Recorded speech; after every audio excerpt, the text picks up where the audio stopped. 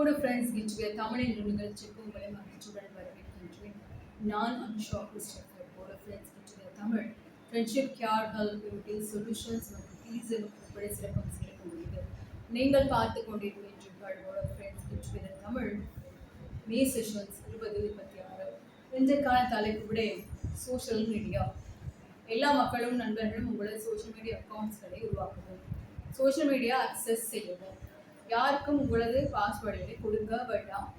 Social media accounts உங்களது phones, tabs, கம்ப்யூட்டர்ஸிலே திறக்கவும்.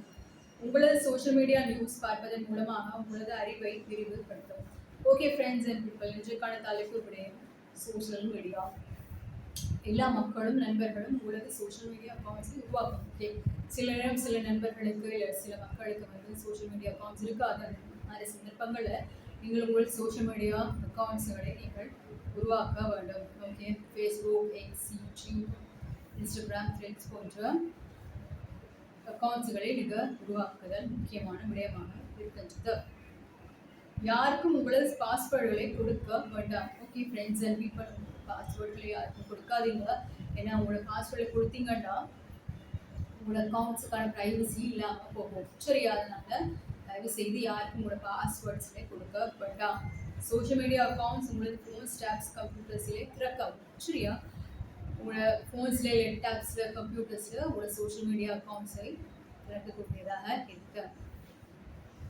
உங்களது சோஷியல் மீடியா நியூஸ் பார்ப்பதன் மூலமாக உங்களது அறிவை விரிவுபடுத்தவும். ஓகே, நீங்கள் வந்து சோஷியல் மீடியா நியூஸில் பார்ப்பதன் மூலமாக உங்களோட அறிவை நீங்கள் வந்து விரிவுபடுத்திக் கொள்ளக்கூடியதாக இருக்கும். சரியா? அதாவது பொலிட்டிக்கல், சோஷியல், எக்கனாமிக் நியூஸ்களை நீங்கள் வந்து விரிவு செய்து கொள்ளக்கூடியதாக இருக்கும். ஃப்ரெண்ட்ஸ் அண்ட் பீப்பிள்,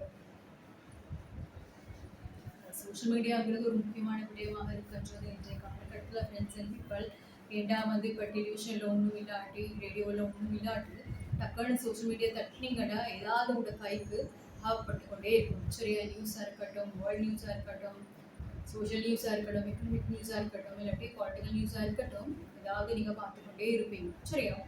சில நேரம் இசை கூட நீங்கள் சோஷியல் மீடியாவில் கேட்கலாம். யூடியூப்பில் போனீங்கன்னா உங்களுக்கு விருப்பமான படங்கள், உங்களுக்கு விருப்பமான இசைகளை நீங்கள் கேட்டு ரசிக்கலாம். சரியா ஃப்ரெண்ட்ஸ் அண்ட் பீப்பிள்?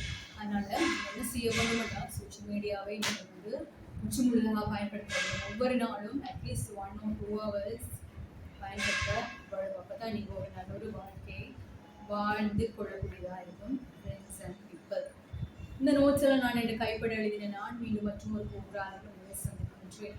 நீங்கள் ஜூனியர்ஸாக இருக்கவும், நீங்கள் ஸ்மார்ட்டாக இருக்கவும், சிறப்பான நாட்களில் உங்கள் நண்பர்களை சந்திக்கவும், நல்ல நண்பர்களோடு தொடர்பில் இருக்கவும், கெட்ட நண்பர்களை விட்டு தள்ளி இருக்கவும். All this you. நான் அனுஷா கிறிஸ்டபர்.